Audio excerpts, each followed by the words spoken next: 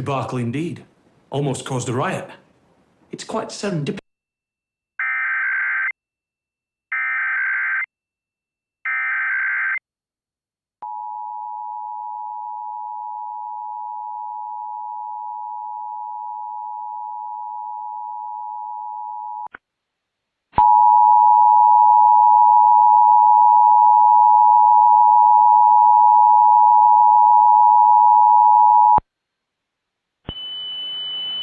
This is a coordinated monthly test of the broadcast stations of your area.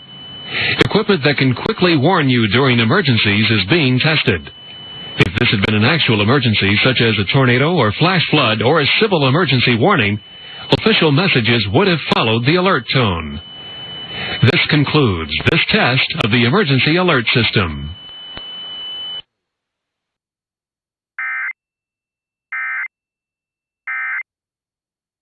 Buried him. This is absolutely witless. I fear for this great city if minds like yours are